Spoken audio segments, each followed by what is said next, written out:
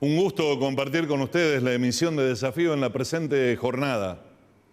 De hecho, que estamos aquí para abordar un tema profundo que ha movilizado a buena parte de la sociedad argentina y tenemos que tratarlo y desarrollarlo y compartirlo lógicamente con ustedes, intentando decir las cosas como son al respecto.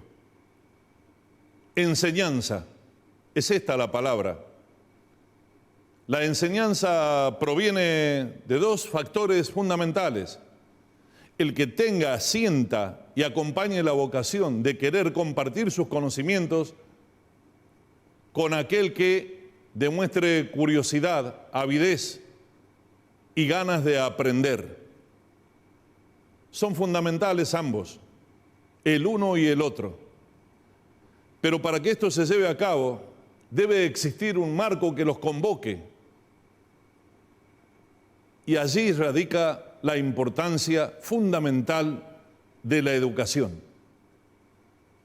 Los medios de los cuales se pueda disponer para acceder a la misma, esto es un tema que se suponía estaba resuelto.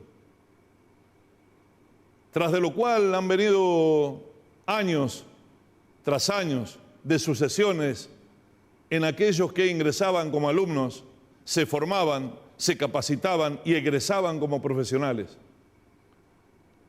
En su gran mayoría, en aquello que corresponde al Estado, promover al bienestar común. Y esto tiene que ver, lógicamente, con tamaño compromiso, el de enseñar y el de aprender. Reitero, la educación.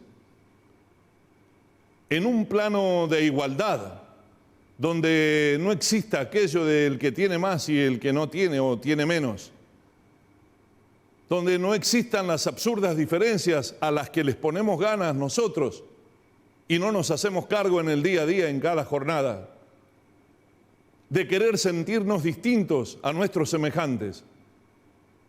Es una contradicción. ¿Cómo me voy a sentir distinto a alguien que es semejante a mí y viceversa?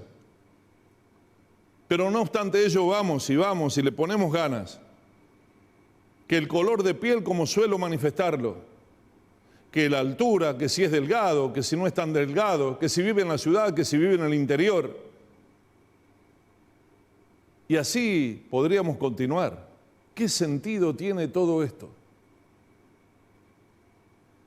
Teníamos algo fundamental que hasta el presente todavía está en nuestro país, y es el hecho de que en lo concreto hubo y hay algo que nos iguala en ese denominador común, el acceso a la educación. Una educación en cuanto a su acceso se refiere que está peligrando. ¿Y cuál es el límite? Pretender que en adelante los pudientes, los que tengan con qué, solamente ellos estudien y el resto no. Y el resto esté condenado a lo que acontecía otrora, años, décadas y hasta en el siglo pasado, que era que se nacía con el destino ya de antemano que le esperaba a cada hijo de un trabajador común, de un entonces peón, de lo que se podía llegar a definir como la clase baja, con una distancia tremenda con la clase pudiente de aquellos tiempos, la oligarquía. Y cuando obtenemos este plano de igualdad, al menos en ese aspecto, ahora es cuestión de ponerlo en riesgo, ponerlo en peligro, por supuestas políticas pensadas por y para nosotros, que no es así. Y aclaro al señor presidente que los zurdos, los de la derecha, los conservadores, los populistas, pueden llorar cuando quieran. Ayer no hubo lágrimas de zurdos. Ayer hubo una sana expresión de la ciudadanía con una acuarela abarcativa de por medio, presentes, no solo allí en Capital Federal, sino en plazas públicas de toda la Argentina. ¿Es esto ponerme en contra formar parte de la oposición del oficialismo de turno. Si dijera lo contrario, sería estar del lado precisamente del actual gobierno y en contra de la voluntad de la gente. No pasa por ahí. La educación no debe saber ni debe tener una identidad ideológica específica. Hay que correr al costado de los fanatismos. Hay que asumirnos como lo que somos, en definitiva. En 1984, por haber descubierto científicamente los anticuerpos monoclonales, César Milstein era premiado como Premio Nobel de la Medicina, era de profesión bioquímico. Al respecto de la educación pública, este Premio Nobel supo decir lo siguiente. Toda mi educación fue en Argentina y eso tiene que haber dejado un residuo importante. No es solamente una cuestión de nivel, es también una cuestión de calidad, de la forma en que las cosas pasan y de la formación de una personalidad. Una de las cosas que creo que tuvo una importancia muy grande en mi formación fueron las luchas estudiantiles. Yo era un reformista, un movimiento de la reforma universitaria. Para mí tuvo mucha influencia, creo que ha sido una influencia positiva muy grande, no en mi educación científica, pero sí en mi formación, en la formación de mi personalidad. Y yo pienso que eso pasó en Argentina, no cabe la menor duda. Aquel viejo sueño que trascendió en los tiempos y que se instaló,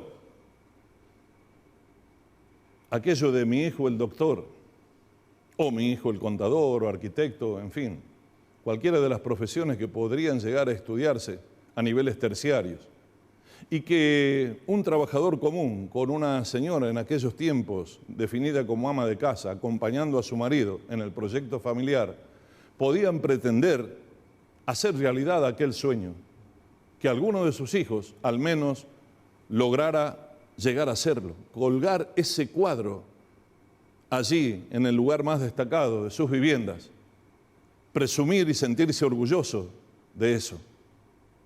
Pero todo fue posible por una educación pública que estuvo y debería seguir siendo así, brindando lo necesario para que esas intenciones puedan llegar a concretarse en una familia humilde. Nacía en la Argentina en algún momento la clase media, definida como tal porque se ubicaba precisamente entre hasta entonces la clase baja y la clase alta, y allí la clase media. La mayoría de los médicos, de los abogados, de los arquitectos, de los contadores, etcétera, etcétera, provienen del seno de familias de este tipo de conformación. El logro fue importantísimo, fue modelo sobre el cual se reflejaron otros países y dijeron, ¿por qué ocurre en Argentina y no puede pasar aquí? Tomaron nota en ese aspecto de nosotros. ¿Por qué ponerlo en riesgo? ¿Por qué ponerlo en peligro? ¿Por qué llevarlo al terreno del fanatismo? ¿Por qué la cerrazón? ¿Por qué continuar con esa necedad? ¿Por qué la terquedad? ¿Por qué? Necesitamos de profesionales, necesitamos para poder salir adelante, sí o sí, de gente preparada, no de improvisados. No podemos avanzar de esta manera, no podemos continuar de esta forma. No podemos prestarle los destinos del país a alguien para que aprenda y en una suerte de aciertos o errores, allí de por medio la gente y allí de por medio temas tan cruciales como la educación. Y no lo digo por el gobierno actual solamente, también por los anteriores, que dejaron mucho que desear al respecto. Porque genera confusión esto de que los salvadores de ahora, que de pronto se muestran al lado nuestro, al lado del pueblo, al lado de la gente, que intentan hacerlo, tienen mala memoria, amnesia selectiva y se olvidan del desastre que hicieron. Porque aquí no es contra alguien en especial, sino a favor de nosotros, a favor de la gente, a favor de los hijos de esa otrora clase media que comienza a desaparecer, porque vamos a pasos agigantados a volver a instalarnos peligrosamente entre la otrora clase baja y otra vez la clase muy alta. Sí, en vez de evolucionar, involucionar. ¿Es esta una Argentina recurrente? ¿Es esta una Argentina donde nuestro país una y otra vez choca contra el mismo obstáculo, porque lo provoca, porque así quiere hacerlo? Elige el camino donde se equivocó, se cayó y se golpeó, y vuelve y continúa e insiste.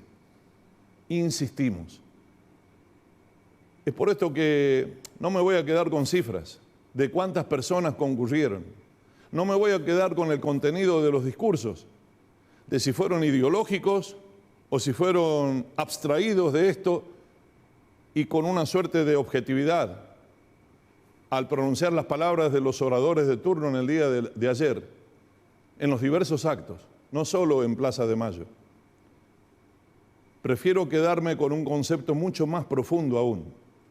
Aquel que preserve, como lo dije al comienzo del desafío de hoy, al que tiene la vocación de compartir sus conocimientos, es decir, enseñar, y al que tiene la curiosidad y la avidez de querer aprender.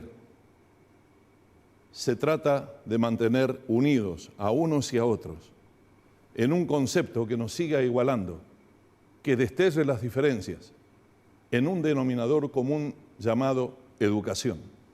Nos vamos a encontrar, si Dios así lo permite, mañana otra vez aquí en Casa por el 10. Por supuesto que el desafío para tratar de seguir diciendo las cosas como son hasta entonces. Y muchísimas gracias de todo corazón por su amabilidad.